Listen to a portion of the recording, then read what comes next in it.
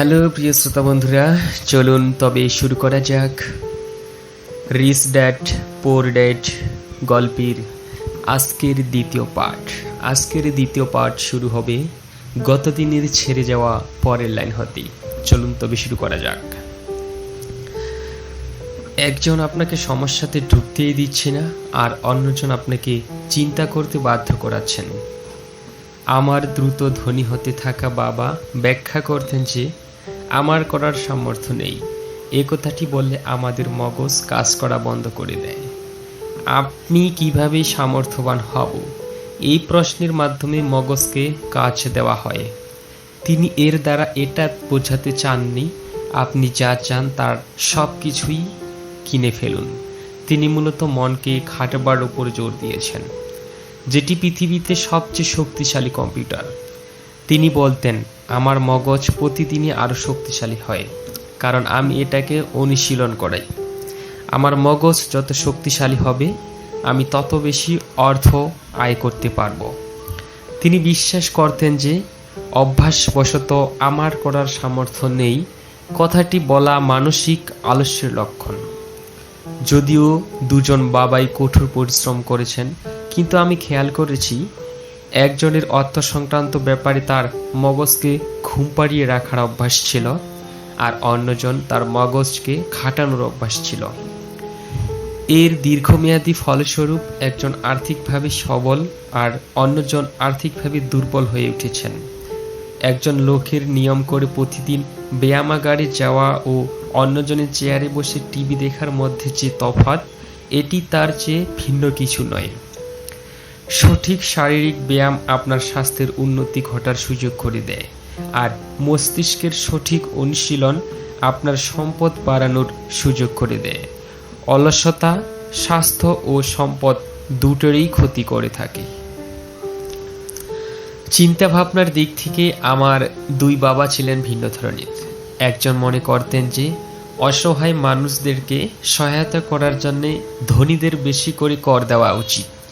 অন্যজন বলতেন, যারা উৎপাদন করে কর তাদেরকে শাস্তি দেয়, আর যারা উৎপাদন করে না তাদেরকে পুরস্কার দেয়। একজন বাবা পরামর্শ দিতেন, ভালোভাবে পড়ালেখা করো যাতে ভালো কোম্পানিতে কাজ করতে পারো। অন্যজন পরামর্শ দিতেন, ভালোভাবে লেখাপড়া করো যাতে তুমি ভালো একটি কোম্পানি কিনতে পারো। একজন বলতেন, তোমরা সন্তানরা আসো বলেই আমি ধনী হতে পারলাম না। অন্যজন বলতেন, তোমরা সন্তানরা আসো বলেই আমাকে ধনী হতে হবে। একজন খাবার টেবিলের অর্থ ও ব্যবসা সংক্রান্ত বিষয়ে কথা বলতে উৎসাহ যোগাতেন। অন্যজন খাওয়ার সময় অর্থ সংক্রান্ত বিষয়ে কথা বলতে নিষেধ করতেন। একজন বলতেন, টাকা পয়সার ব্যাপারে সাবধানে খেলবে, ঝুঁকি নেবে না। অন্যজন বলতেন, ঝুঁকি সামলানোর বিষয়টা শেখো। একজন বিশ্বাস করতেন, আমাদের বাড়িটা হলো আমাদের সবচেয়ে বড় বিনিয়োগ এবং আমাদের সবথেকে বড় সম্পদ। অন্যজনের বিশ্বাস, আমাদের বাড়ি হলো একটি দায়, আর তোমার বাড়ি যদি তোমার বড় আকারের বিনিয়োগ হয় তাহলে ধরে নিতে হবে তুমি বিপদে আছো। দুজন বাবাই সময় মতো বিল পরিশোধ করতেন, তবে একজন বিল পরিশোধ করতেন প্রথমে আর অন্যজন মেটাতেন সবার শেষে। একজন বাবা বিশ্বাস করতেন, কোম্পানি বা সরকার আপনার ও আপনার চাহিদাগুলোর দায়িত্ব নেবে। তিনি সবসময় বেতন বৃদ্ধি, অবসর গ্রহণের পরিকল্পনা, মেডিকেল সুবিধা, অসুস্থজনিত ছুটির দিন ও অন্যান্য সুবিধা নিয়ে চিন্তিত থাকতেন। তিনি তার দুজন চাচাকে দেখে প্রভাবিত হয়েছিলেন, যারা সেনাবাহিনীতে যোগদান করে 20 বছর সক্রিয়ভাবে চাকরি করে অবসর গ্রহণ করেন এবং তারা পুরো জীবনের অধিকারের চুক্তি লাভ করেন। সেনাবাহিনী তাদের অবসরপ্রাপ্ত কর্মীদের যে মেডিকেল বা বিএক্স সুবিধা দেয় তা তিনি বেশ পছন্দ করতেন। বিশ্ববিদ্যালয়ের মাধ্যমে যে অধিকারের নীতি তা তিনি পছন্দ করতেন। তার কাছে সারা জীবনের চাকরির সুরক্ষা, চিন্তা ও চাকরির সুবিধাগুলো এক এক সময় চাকরির থেকেও বেশি গুরুত্বপূর্ণ মনে হয়েছে। তিনি প্রায় বলতেন, আমি সরকারের জন্য অনেক খেটেছি, তাই এই সুযোগগুলোতে আমার অধিকার রয়েছে। অন্যজন অর্থনৈতিকভাবে আত্মনির্ভরশীলতায় বিশ্বাসী ছিলেন। তিনি অধিকারবোধের মানসিকতার বিরোধী ছিলেন এবং তা কীভাবে দুর্বল ও অভাবগ্রস্ত মানুষ তৈরি করেছেন তা ব্যাখ্যা করে বলতেন। তিনি আর্থিকভাবে সক্ষম হওয়ার উপর জোর দিয়েছিলেন। একজন অল্প কিছু ডলার সঞ্চয়ের জন্য সংগ্রাম করতেন, অন্যজন কেবল বিনিয়োগ করেছেন। একজন বাবা আমাকে শিখিয়েছিলেন কিভাবে একটি ভালো চাকরির জন্য সংক্ষেপে ব্যক্তিগত তথ্যাবলী লিখতে হয়।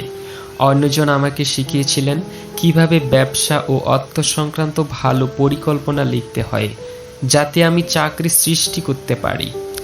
দুজন প্রভাবশালী বাবার সন্তান হওয়ার কারণে আমার সুযোগ হয়েছিল দুটো ভিন্ন চিন্তাধারা একজনের জীবনে কী প্রভাব ফেলে তা লক্ষ্য করার। আমি লক্ষ্য করলাম যে মানুষ মূলত তার চিন্তাধারা দিয়েই জীবনকে গঠন করে।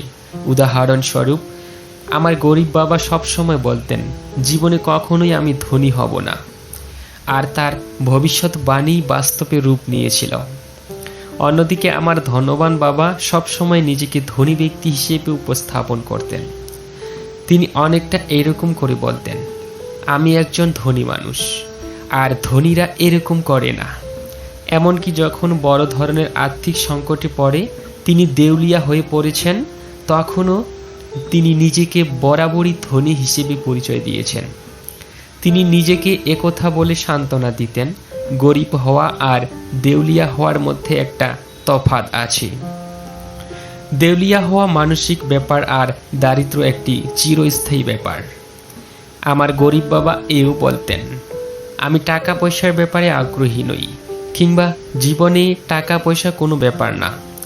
আর আমার ধনবান বাবা সব সময় বলতেন, টাকাই শক্তি। আমাদের চিন্তা ভাবনার শক্তিকে কখনো হয়তো পরিমাপ করা যাবে না বা উপলব্ধি করা যাবে না, কিন্তু অল্প বয়সেই আমার কাছে আমার চিন্তা ভাবনা স্পষ্ট হয়ে গিয়েছিল এবং আমি নিজেকে কিভাবে প্রকাশ করছি সে ব্যাপারে সচেতন হয়ে উঠেছিলাম। আমাদের চিন্তা ভাবনার শক্তিকে কখনো হয়তো পরিমাপ করা যাবে না বা উপলব্ধি করা যাবে না, কিন্তু অল্প বয়সেই আমার কাছে আমার চিন্তা ভাবনা স্পষ্ট হয়ে গিয়েছিল এবং আমি নিজেকে কিভাবে প্রকাশ করছি সে ব্যাপারে সচেতন হয়ে উঠেছিলাম। আমি লক্ষ্য করেছিলাম যে আমার গরিব বাবা তার অর্জিত অর্থের কারণে গরিব ছিলেন না, বরং তিনি তার চিন্তা ভাবনা ও কর্মের কারণে তিনি গরিব ছিলেন। দুই বাবা থাকায় ছোটবেলাতেই আমি তীব্র সচেতন হয়ে উঠেছিলাম কার চিন্তা ভাবনা আমার গ্রহণ করা উচিত, আমার কার কথা শোনা উচিত, ধনবান বাবার নাকি গরিব বাবার। যদিও শিক্ষা ও জ্ঞান অর্জন করার বিষয়ে তাদের দুজনেরই যথেষ্ট শ্রদ্ধা ছিল, কিন্তু কি শেখা গুরুত্বপূর্ণ এ বিষয়ে তাদের মধ্যে মতদৈন্যতা ছিল। তাদের মধ্যে একজন চেয়েছিলেন আমি কঠোর পরিশ্রম করে লেখাপড়া করি, একটা ডিগ্রি অর্জন করি এবং অর্থ উপার্জনের জন্য ভালো একটি চাকরি জোগাড় করি।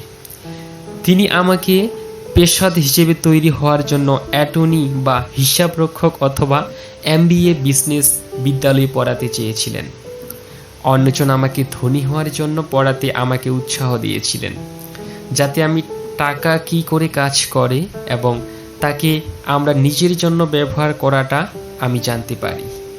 তিনি বারবার এই কথাগুলো বলতেন, আমি অর্থের জন্য কাজ করি না, টাকা আমার জন্য কাজ করে। 9 বছর বয়সে আমি সিদ্ধান্ত নিয়েছিলাম যে আমি আমার ধনবান বাবার কাছ থেকে অর্থের ব্যাপারে শুনব ও শিখব। যদিও আমার গরিব বাবার কলেজের সব ডিগ্রির অধিকারী ছিলেন, তথাপিও আমি তার মতামত না শোনার সিদ্ধান্ত নিয়েছিলাম।